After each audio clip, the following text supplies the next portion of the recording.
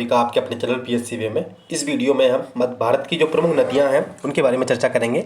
यह है हमारा इंडियन ज्योग्राफी का तीसरा लेक्चर है। जैसा आपको पता होगा, मैं अपनी इस सीरीज में जो परीक्षा धाम की स्टार्ट की जीके की पुस्तक आती है उसका रिवीजन कर रहा हूँ। तो चलिए वीडियो को स्टार्ट करते हैं।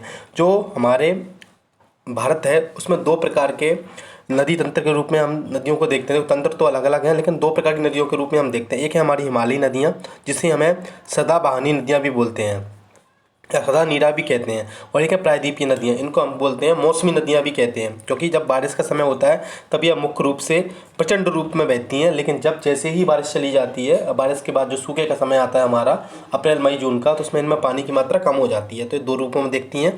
वैसे हिमालयी नदियों को तीन तंत्रों के रूप में बांटा गया है। एक है सिंधु नदी तंत्र, एक है गंगा नदी तंत्र, एक है ब्रह्मपुत्र नदी तंत्र। मुख्य रूप से हमें तीन नदी हो जाते हैं। उस प्रकार से जो प्रायद्वीपीय नदियाँ हैं हमारी, उनको दो भागों में विभाजित किया गया। एक है अरब सागर में जो गिरने वाली नदियाँ मुख्य रूप से ऐसे देखते हैं, एक अरब सागर में गिरने वाली नदियाँ, और एक हमारी ये बंगाल की खाड़ी में गिरने वाली नदियों के रूप में विभाजित किया गया है। अब हम सबसे पहले देखते हैं जो हमारी प्रमुख नदियाँ हैं। तो हिमालयी नदियों के बारे में, हमारी नदी है जो सभी के बारे में पढ़ेंगे, लेकिन जो मुख्य है हमारी उनके बारे में। तो जैसे सिंधु नदी है, बाद में मैं आपको ट्रिक भी बताऊंगा कौन सी बड़ी है कौन सी छोटी है, मध्य प्रदेश की जो प्रमुख नदियाँ कौन कौन सी हैं, उनको किस प्रकार से याद किया जाता है, ये सब के बारे में आपको ट्रिक से भी बताऊंगा। सबसे पहले हम देख लेते हैं हमारी जो सिंधु नदी है वो। तो देखो इसमें जो मुख्य पॉइंट क्या क्या है हमारे, वो जान लें हम। नदी होगी, उद्गम स्थल होगा, उनका मुहाना, वो कहाँ पर जाके अपना पानी डाल रही हैं, लंबाई कितनी होगी, सहायक नदियाँ कौन सी होंगी, और विशेष उनसे बारे में क्या है जो पॉइंट कभी कभी भी उनसे उपनाम वगैरह होते हैं, उनसे जुड़ा हुआ क्वेश्चन पूछ लिया जाता है। तो हमारे समक्ष क्या है, पहली सिंधु नदी। तो बोखरचू ग्लेशियर से मानसरोवर झील से निकलती है, अरब सागर में अपना पानी डालती है। निकलती कहाँ से, मानसरोवर झील, बोखर झील, जो बोखरचू ग्लेशियर है वहाँ से, जो मानसरोवर झील के पास में है। अरब सागर में अपना पानी डालती हैं, जो पाकिस्तान के सहारे डाला जाता है। उसके बाद में टोटल जो लंबाई देखें तो 2880 किलोमीटर हमें देखने को मिलती है। प्रमुख सहायक नदियाँ कौन सी हैं, एक बात ध्यान रखिएगा, सतलुज में पानी डालती है ब्यास, और फिर ब्यास दोनों जाके मिल जाती हैं हमारी किस नदी से, चिनाब नदी से, और वो चिनाब नदी जाके तब जाके मिलती है वो सिंधु। तो ये डायरेक्ट उससे नहीं मिलती है सिंधु नदी से, चिनाब में ये लोग अपना पानी डालते हैं, और चिनाब बाद में डाल के अपना सिंधु नदी में मिल जाती है।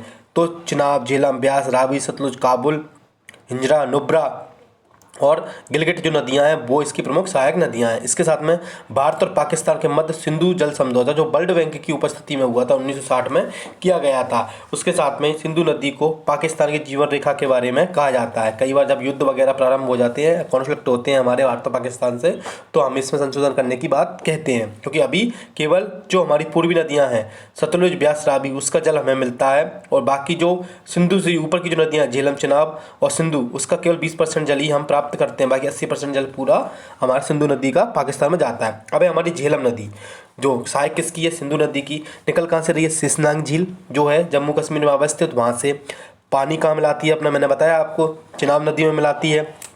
लंबाई कितनी है, 725 किलोमीटर है। इसकी जो सहायक नदी है, प्रमुख किशन कौन सी की नदी है, किशन गंगा इसकी प्रमुख सहायक नदी है, और यह भारत पाक के मध्य अंतर्राष्ट्रीय सीमा भी बनाती है। कौन सी नदी, झेलम नदी। अब है हमारी चिनाब नदी, इसे कहाँ से आती निकलती है, ये बारालाचा दर्रा है जो हमारा हिमाचल प्रदेश में, वहाँ से यह निकलती है, सिंधु नदी में अपना जल मिलाती है पाकिस्तान में। 960 किलोमीटर इसकी लंबाई है। झेलम, रावी और तवा नदी इसकी क्या है, सहायक नदियां हैं। उसी प्रकार से यह सिंधु नदी की सबसे बड़ी सहायक नदी के रूप में भी जानी जाती है। ये पॉइंट आप नोट कर लीजिएगा। किस सिंधु की सबसे सहायक बड़ी नदी कौन सी है, तो चिनाब नदी है। अब हमारी आती है रावी नदी। रावी नदी के बारे में हम पढ़ेंगे, जो हमारी रावी नदी, तो रावी नदी रोहताक दर्रे से निकलती है हमारी हिमाचल प्रदेश से, चिनाब नदी में जाके अपना जल मिला देती है। ये 720 किलोमीटर इसकी लंबाई है। लाहौर और पठानकोट जो शहर है वो रावी नदी के किनारे ही अवस्थित। पठानकोट कहाँ है, हमारे भारत में है, लाहौर कहाँ है, पाकिस्तान में है। तो वो रावी नदी के किनारे ही हमें देखने को मिलते हैं। अब उसके साथ जो हमारी व्यास नदी है, तो रोहतक जो हिमाचल प्रदेश है वहाँ से निकलती है, सतलुज नदी में जाके मिल जाती है व्यास नदी। हमारी जो सतलुज हरी के बैराज जो सुना है आपने, वहीं पे जाके सतलुज नदी में मिलती है। 470 किलोमीटर इसकी लंबाई है। पर्यटन जो स्थल मंडी शहर है वो ब्यास नदी के किनारे ही अवस्थित है। मंडी जो शहर है ब्यास नदी किनारे। अब है हमारी जो सतलुज नदी, राक्षस ताल आपने सुना होगा, जो हमारी कैलाश मानसरोवर बना हुआ है उसके यहाँ पर दो ताल पाए जाते हैं, एक देवों वाला ताल है, एक राक्षस ताल है। तो जो मानसरोवर है या कैलाश मानसरोवर की यात्रा भी बोलते हैं इसको, तो वहाँ से निकलती है, चिनाब नदी में जाके मिल जाती है। मैंने बताया सभी नदियाँ जाके अपना जल कहाँ मिला रही है, चिनाब नदी में। रावी भी, लेकिन ब्यास सतलुज में मिलाती है, ये रावी उसमें मिला देती है चिनाब में जाके डायरेक्ट। उसके बाद में 1450 किलोमीटर इसकी लंबाई है। ब्यास जो हरी के बैराज है वहाँ पे इससे मिलती है। लुधियाना शहर जो है हमारा पंजाब का, वो किसके किनारे है, सतलुज नदी के किनारे है। आइए हमारा कौन सा तंत्र हो गया, सिंधु नदी तंत्र पूरा हमारा डिस्कस हो गया। अब हम देखते हैं गंगा नदी के बारे में। तो गंगा नदी कहाँ से निकलती है, देवप्रयाग से निकलती है। गंगा नदी के किनारे कई प्रयाग बने हुए हैं। जब हम इन सब के बारे में, जब हमारे बांध वगैरह हो जाएंगे तब हम इसके बारे में चर्चा करेंगे। तो गंगा नदी देवप्रयाग से निकलती है, बंगाल की खाड़ी में अपना जल डालती है। 25 किलोमीटर ये इसकी टोटल लंबाई है। और भारत में लगभग 20 या 20-50 के आसपास किलोमीटर के आसपास में हमारे यहाँ 2000 के आसपास में हमारे यहाँ पे बहती है भारत में। और जो 500 है वो जो क्षेत्र है वो बंगाल का, बांग्लादेश का, उसमें जाके बहती है। इसकी प्रमुख सहायक नदियाँ कौन सी हैं, रामगंगा, गोमती, घग्गर, गंडक, कोसी, महानंदा, यमुना, तमस व सोन। गंगा भारत की सबसे लंबी नदी है और इसे राष्ट्रीय नदी का दर्जा कब दिया गया, 2008 में इसको राष्ट्रीय नदी का दर्जा दिया गया। इसके लिए प्राधिकरण बनाया गया 1985 में, ध्यान रखना। और इससे जुड़ा हुआ जो अधिकरण बनाया गया वो 2016 में बनाया गया, तो आप याद रखिएगा। उसके बाद गोमती जो किसकी सहायक नदी है, गंगा की। फुलहर झील उत्तर प्रदेश से निकलती है। गाजीपुर के निकट में गंगा नदी से मिल जाती हैं। और लखनऊ किसके किनारे है, गोमती नदी के किनारे अवस्थित है। उसके बाद में आती है हमारी घग्गर नदी। घग्गर नदी मपछा चुंग जो ग्लेशियर है नेपाल में, वहाँ से आती है ये। गंगा नदी से छपरा के किनारे जो हमारा सिवान शहर है, सिवान जिला है, उसका जी मुख्यालय छपरा है हमारा, वहाँ पे आके मिल जाती है बिहार में। और इसकी जो सहायक नदी है कौन सी, सरयू, शारदा, राप्ती, करनौली, छोटी गंडक, ये हमारी घग्गर नदी की सहायक नदी है। नेपाल में इसे कर्णाली के नाम से जाना जाता है। तो पूछते हैं किस नदी को नेपाल में कर्णाली के नाम से जाना जाता है, तो घग्गर नदी को कर्णाली के नाम से जाना जाता है। अब हमारी गंडक, 2 गंडक है, देखो ये तो छोटी गंडक थी, अभी बड़ी गंडक हो गई। जो धौलागिरी पर्वत है नेपाल में, वहाँ से निकलती है और गंगा नदी में पटना के निकट में मिल जाती है। और नेपाल में इसको क्या बोलते हैं, नारायणी के नाम से जाना जाता है। गंडक को नारायणी कहा जाता है, घग्गर को कर्णाली कहा जाता है। अब हमारी कोसी, जिसे बिहार का शुक भी कहते हैं। गोसाईनाथ नेपाल से इसका उद्गम स्थल है। भागलपुर जिला जो है, जहाँ पर डॉल्फिन अनुसंधान केंद्र भी बनाया गया है, तो वहाँ पे जाके गंगा से मिल जाती है भागलपुर में। सुत कोसी, अरुण, तामुर व दूध कोसी नदियाँ इसकी प्रमुख सहायक नदियाँ हैं। और नेपाल में इसे क्या कहा जाता है, कोसी को अरुणा नदी भी कहा जाता है, अरुणा नदी भी कहा जाता है। घग्गर को कर्णाली, गंडक को नारायणी और कोसी को अरुणा नदी के नाम से जाना जाता है। अब अगली नदी देखते हैं, महानंदा। ये भी पूछ लिया जाता है कि अंतिम गंगा की सहायक नदी कौन सी है जो बाएं की तरफ से मिलती है हमसे, तो वो है हमारी महानंदा नदी। निकल कहाँ से रही है, सिक्किम से निकल रही है। और मिलती किस में है, गंगा नदी में, बांग्लादेश में। और यह बाएं हाथ, उल्टे हाथ से आने वाली अंतिम सहायक नदी है कौन सी, गंगा की। अब है हमारी सोन नदी। ये अमरकंटक मध्य प्रदेश से निकलती है। गंगा पटना के निकट, जिसे पहले पाटलिपुत्र कहा जाता था, वहाँ पे जाके हमारी गंगा से मिल जाती है। 780 किलोमीटर इसकी टोटल लंबाई है। इसकी प्रमुख सहायक नदियाँ रिपत, रिहंद, गोपद, कन्हार, जोहिला व उत्तरी कोयल नदियाँ सोन नदी की सहायक नदियाँ हैं। और बाणसागर जो परियोजना बनी हुई है शहडोल में, देखो बाणसागर 1, 2, 3 या अलग अलग राज्यों में, अलग अलग जिलों में बनी हुई है मध्य प्रदेश में। लेकिन जो बाणसागर परियोजना है जो मेन जो देवलोध में है, तो वो कहाँ है, हमारी शहडोल में अवस्थित है, जो मुख्य नदी है। अब है हमारी यमुना नदी। यमुनोत्री ग्लेशियर से निकलती है, कहाँ पर, उत्तराखंड से। गंगा नदी से प्रयागराज में मिल जाती है। और 1376 किलोमीटर इसकी टोटल लंबाई है। और इसकी जो सहायक नदियाँ हैं कौन सी हैं, चंबल, सिंधु, बेतवा, केन नदियाँ, जिनका मुख्य रूप से उद्गम स्थल मध्य प्रदेश में देखा जाता है। और यह गंगा की सबसे बड़ी सहायक नदी है। वहीं सिंधु की सबसे बड़ी सहायक नदी कौन सी थी, तो वो थी चिनाब नदी। अब हम देख लेते हैं चंबल नदी। तो चंबल नदी जो मऊ मध्य प्रदेश की जानापाव पहाड़ी है, मध्य प्रदेश की ये नदियाँ हैं, इनका मैंने डिटेल डिस्कशन किया है जो हमारे मध्य प्रदेश जीके की वीडियो होती है उसमें। तो अगर आप मध्य प्रदेश की जीको में नदियाँ देखना चाहते हैं तो 1 शॉट वीडियो में आप पूरी नदियों को डिटेल में देख सकते हैं। तो ये महू मध्य प्रदेश जानापाव पहाड़ी से निकलती है। यो इटावा के निकट यमुना नदी में मिल जाती है। इटावा शहर है, इटावा जो उत्तर प्रदेश में आता है। तो जैसे भिंड शहर से निकलोगे आप तो उत्तर की ओर, तो इटावा देखने को मिलेगा। 965 किलोमीटर इसकी लंबाई है। बनास राजस्थान की, काली सिंध व पर्वतीय मध्य प्रदेश की 2 नदियाँ इसकी सहायक नदियाँ हैं। और भारत में सर्वाधिक अवनालिका या बीहड़ आपने बीहड़ के डाक को सुना होगा, जो भिंड मुरैना से ऊपर वाले क्षेत्रों में रूप से पहले जाना जाता था। तो जो अब भीड़ बने हुए हैं तो वो कहाँ है, इसी नदी के किनारे हमें देखने को मिलते हैं। उसके बाद सिंधु नदी, जो सिंध नदी है, सिंधु नहीं है ये सिंध नदी, जो विदिशा मध्य प्रदेश से निकलती है। जालौन में, जो उत्तर प्रदेश का जालौन जिला है उसमें यमुना नदी से मिल जाती है। 470 किलोमीटर इसकी लंबाई है। उसके बाद कुंवारी, पाउज, मऊर व 54 नदियाँ इसकी सहायक नदियाँ हैं। अटल सागर जो बांध बना हुआ है वो इसी नदी पर बना हुआ है, जो कहाँ पर, जिसे मड़ीखेड़ा डैम के रूप से भी जाना जाता है, जो सीपरी जिले में देखने को मिलता है। अब हमारी बैतवा नदी राजस्थान के कुंवर गाँव से निकलती है। यमुना नदी में हमीरपुर जिले में मिल जाती हैं। 590 किलोमीटर इसकी लंबाई है। इसकी सहायक नदियाँ कौन सी हैं? दसान, जामनी, बीना इसकी प्रमुख सहायक नदियों के रूप में हमें देखने को मिलती हैं। उसी प्रकार से मध्य प्रदेश की गंगा भी, इसे मध्य प्रदेश गंगा कहा जाता है, किसको? बेतवा को। और इसे गंगा के समान इसमें क्या किया था? पिंडदान किया था। ओरछा वगैरह आप गए होंगे तो वहाँ पे इसमें पिंडदान की प्रथाएं आपको आम देखने को मिल जाएंगी। और ओरछा शहर किस किनारे बसा हुआ है? तो बेतवा नदी के किनारे बसा हुआ है। उसके बाद में केन नदी, कटनी मध्य प्रदेश से निकलती हैं। ये यमुन जो बांदा जिला है, देखो ये उत्तर प्रदेश के 4 जिलों को याद रखना। चंबल मिल रही है इटावा में, यमुना मिल रही है जालौन, सिंधु मिल रही है, सिंध मिल रही है जालौन में, हमीरपुर में मिल रही है बेतवा, और बांदा में मिल रही है केन नदी। 427 किलोमीटर है हमारी केन बेतवा। आपने लिंकिंग प्रोजेक्ट के बारे में सुना होगा। 44,000 लगभग 44,000 करोड़ में उसमें 2 छोटे और एक बड़ा बैराज बनाया जाएगा। तो जो 2 बैराज बनाया जाएगा वो इन्हीं को जोड़ने के लिए बनाया जाएगा। पन्ना नेशनल पार्क इनसे जुड़ा हुआ है, वहाँ से ये निकलेगी। तो ये आप याद रखिएगा, क्योंकि जो नदियों में सरप्लस पानी आएगा तो वो एक दूसरे को संतुलित करके इस क्षेत्र को खुशहाल बनाने के लिए इसका प्रमुख कार्य किया जा रहा है। सोनार, उर्मिल, चंद्रबला, और उसके बाद में सोनार दोबारा हो गया, गुदैन व मिंडसन, ये नदियाँ इसकी सहायक नदियाँ हैं। पन्ना राष्ट्रीय उद्यान से होकर ये गुजरती है। कौन सी? केन नदी। अब हम देखते हैं हमारी जो तवा नदी है, वो तवा नदी कहाँ से निकल रही है? महादेव हिल्स से निकल रही है। जिला कौन सा है? नर्मदापुरम है, जो मध्य प्रदेश में अवस्थित है। इसके साथ में नर्मदा नदी की ये सहायक नदी है। अपना जल कहाँ डालती है ये? नर्मदा नदी के जो भद्रवान शहर है नर्मदापुरम का, वहाँ पर ये अपना नर्मदा नदी से मिलती हैं। 172 किलोमीटर इनकी लंबाई है। इनकी प्रमुख सहायक नदियाँ कौन कौन सी हैं? देनवा, मालिनी, माचना व सुखतवा नदी इसकी प्रमुख सहायक नदियाँ हैं। उसके बाद में यह नर्मदा की सबसे लंबी सहायक नदी है। कौन सी है? नर्मदा की सबसे लंबी सहायक नदी है। अब इससे पहले हम देखते चले आ रहे हैं कि गंगा की सबसे बड़ी सहायक नदी यमुना जी हो गई, चिनाब हो गई सिंधु की, और ये नर्मदा की सबसे बड़ी सहायक नदी है। उसके बाद में टोंस या तमस, यह झुकेरी गांव मैयर के तमस कुंड से निकलती है। और प्रयागराज से पहले ये हमारी गंगा नदी से मिल जाती है। 265 किलोमीटर इसकी टोटल लंबाई है। इसकी जो सहायक नदियाँ हैं कौन सी हैं? बीहड़, महाना, बेलन किसकी? टोंस या तमस की हैं। पूर्वा जलप्रपात इसी नदी के किनारे अवस्थित है। कभी आपसे पूछ लीजिए पूर्वा जलप्रपात किस नदी के किनारे अवस्थित है? तो टोंस या तमस नदी के किनारे अवस्थित है।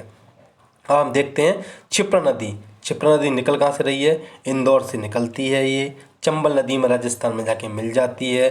जो महाकालेश्वर का सिंहस्थ होता है उज्जैन शहर में, वो इसी नदी के किनारे होता है। इसे मालवा की गंगा भी कहा जाता है क्षिप्रा नदी को। 195 किलोमीटर हो गया। गंभीर खान जो इंदौर शहर है वो खान नदी के किनारे अवस्थित है। और सरस्वती इसकी प्रमुख सहायक नदियाँ हैं। अब हम बात कर लेते हैं ब्रह्मपुत्र नदी की। तो जो आंगसी ग्लेशियर है तिब्बत का, वहाँ से ये निकलती है और जो बंगाल की खाड़ी है उसमें जाके अपना जल डाल देती है। ये 2900 किलोमीटर की नदी है टोटल। अगर देखा जाए मध्य भारत में प्रवाहित होने वाली सबसे लंबी नदी तो नाम आएगा ब्रह्मपुत्र का, लेकिन भारत में प्रवाहित होने वाली सबसे लंबी नदी जो कुल क्षेत्रफल में प्रवाहित होती है तो उसका नाम आता है गंगा का, क्योंकि लगभग 2000 किलोमीटर हमारे यहाँ पे प्रवाहित होती है गंगा जी। उनकी सहायक नदियाँ कौन कौन सी हैं? दिबांग है, लोहित है, धनसिरी, दिखो, बराक, सुबनसिरी, रंगा, बूढ़ी देवांग, कमांग, मानस, संकोच, तीस्ता इसकी प्रमुख। देखो पहले जो तीस्ता नदी हुआ करती थी तो गंगा की सहायक नदी हुआ करती थी, लेकिन भू संचलन की क्रियाओं के कारण ये जो किसकी सहायक नदी हो गई? ये ब्रह्मपुत्र की सहायक नदी हो गई। यह अरुणाचल प्रदेश में जो नामचा बाडवा जो पर्वत है उसका जो यांग याक दर रहा है वहाँ से भारत में प्रवेश करती है, ध्यान रखना। अब है हमारी तीस्ता नदी। तो तीस्ता नदी जो चोलामू झील है सिक्किम की, वहाँ से निकलती है और यह ब्रह्मपुत्र की सहायक नदी है। तो ब्रह्मपुत्र में अपना जल डाल देती है। इसकी प्रमुख सहायक नदियाँ कौन सी हैं? रंगित नदी, लाचेन नदी, और यह भारत और बांग्लादेश के मध्य में विवाद का कई बार कारण बनी रहती है। अब है बैनगंगा नदी, ये सिवनी जिले से निकलती है और अपना जल गोदावरी में, तो आपने प्राणहिता का नाम सुना होगा। बैनगंगा और बरदा मिलकर प्राणहिता बनाती हैं। जो शिवगामी, जो बाहुबली मूवी आई थी, वो इसी से जुड़ा हुआ उपन्यास था। हिर्री, पेंच नदियाँ इसकी प्रमुख सहायक नदी हैं। बरदा और बैनगंगा प्राणहिता मिलकर के प्राणहिता कहलाती हैं और गोदावरी में अपना जल डाल देती हैं। अगली नदी है हमारी पेंच नदी, यह जामई छिंदवाड़ा से निकलती है और कान्हा नदी में अपना जल डाल देती है, जो कि महाराष्ट्र में है। और इसकी सहायक नदी कौन सी है, तो जाम नदी इसकी प्रमुख सहायक नदी है। द जंगल बुक पुस्तक जो मोगली लैंड से जुड़ी हुई है, वो किससे संबंधित है, वो इसी पेंच नदी से संबंधित है। अब आगे देखते हैं हम, और जो हमारी प्रमुख प्रायद्वीपीय नदियाँ उनके बारे में। जो हमारी ये नदियाँ थी ना, ये हमारी पूरी हिमालयी नदियों से जुड़ी हुई नदियाँ थी। अब हम देखते हैं जो हमारी प्रमुख प्रायद्वीपीय नदियाँ हैं, नदी तंत्र हैं, उनके बारे में। जैसे कि एक अरब सागर में गिरने वाला और एक हमारा बंगाल की खाड़ी में गिरने वाला, उसके बारे में। तो अरब सागर में गिरने वाला तंत्र कौन सा है हमारा, तो अरब सागर में गिरने वाला तंत्र है हमारा साबरमती, माहिम, नर्मदा, ताप्ती, सतलुजी, मांडवी। जो मांडवी गुजरात में प्रभावित होती है, प्रवाहित नहीं होती है, प्रभावित नहीं होती। उसके बाद बंगाल की खाड़ी में गिरने वाली दामोदर, स्वर्णरेखा, बैतरणी, ब्रह्मणी। देखो ये दामोदर, बैतरणी, ब्रह्मणी ये हमारी उड़ीसा में प्रभावित होती हैं। महानदी ये भी उड़ीसा में होती है। गोदावरी ये भी उस क्षेत्र से संबंधित है। ये प्रमुख नदियाँ हमारी बंगाल की खाड़ी में गिरने वाली हैं। और भी होती हैं, कृष्णा, कावेरी, तो ये भी इसके समक्ष आ जाती हैं। और प्रमुख जो हमारे एग्जाम से जुड़े हुए पॉइंट है वो कौन कौन से हैं, कि विभिन्न राज्यों में नदियों को शोक के रूप में जाना जाता है। बिहार का शोक किसको कहा जाता है, तो कोसी नदी को कोसी नदी को कहा जाता है। उसी प्रकार बंगाल का शोक कहा जाता है हमारी दामोदर नदी को। और झारखंड का शोक भी किसको कहा जाता है, दामोदर नदी को। क्या रहता है कि वर्षा के समय पर इसमें बहुत ज़्यादा जल आ जाता है, इतनी निकास की व्यवस्था है नहीं है। इसके कारण क्या है, ये उस क्षेत्र को क्या कर देती हैं, जलमग्न कर देती हैं और बाढ़ की स्थिति उत्पन्न होकर जनधन की बहुत अधिक हानि होती है, इसलिए इनको शोक कहा जाता है। उत्तर प्रदेश का शोक घग्गर नदी को, जो उत्तरी जो गोरखपुर वाले आसपास वाला जो क्षेत्र है ना, तो पूरा क्षेत्र है, उसमें क्या हो जाता है कि ये जल भर जाता है, तो इसके कारण वहाँ पे भी बाढ़ आती है। कर्नाटक का शोक कहा जाता है डोनी नदी को, ये IMPS कर लीजिएगा। असम का शोक ब्रह्मपुत्र, क्योंकि उसमें भी जल अधिक हो जाता है। कई बार देखा वो काजीरंगा कई दिनों तक, कई महीनों तक क्या रहता है, डूबा रहता है। और उड़ीसा का शोक कहा जाता है महानदी को। ये बहुत महत्वपूर्ण पॉइंट हो गए हमारे लिए। अब आगे देखते हैं हम एक एक करके। तो पश्चिम की ओर बहने वाली जो प्रमुख नदियाँ हैं उनके बारे में। तो सबसे पहले यहाँ आती है साबरमती नदी। तो ये निकल कहाँ से रही है, जो अरावली पर्वत का जो उदयपुर राजस्थान है वहाँ से ये निकलती देखी जाती हैं। उसके बाद में जो खंबात की खाड़ी है, खंबात की खाड़ी, उसमें अपना जल डाल देती हैं। 371 किलोमीटर इनकी लंबाई है। और इनकी जो सहायक नदियाँ हैं कौन कौन सी हैं, हरनब, हथमाटी, मधुवती, बकाल नदी इनकी प्रमुख सहायक नदियाँ हैं। इन्हीं के किनारे, साबरमती नदी के किनारे अहमदाबाद शहर बसा हुआ है। और गांधी जी ने जो साबरमती आश्रम की स्थापना की थी वो इसी नदी के नाम पर रखा गया था, उसकी स्थापना यहीं की गई थी। अब है हमारी माही नदी, ये जो भिंडा गाँव धारका है मध्य प्रदेश में, वहाँ से ये निकलती हैं और खंबात की खाड़ी में अपना जल डाल देती हैं। 583 किलोमीटर इनकी लंबाई है। और सोम, चाप, अनास व जाखम जो होता है ना, हमने सुना होगा आपने कि वेणेश्वर धाम है जहाँ पे भीलों का कुंभ होता है, तो वो इसी नदी सोम व जाखम व माही नदी के जब संगम होता है तो वहाँ पे वेणेश्वर में वहाँ पे इनका कुंभ होता है। और यह एकमात्र ऐसी नदी है जो कर्क रेखा को 2 बार काटती है। मकर रेखा को जो एक साउथ अफ्रीका में लिम्पोपो नदी है वो काटती है।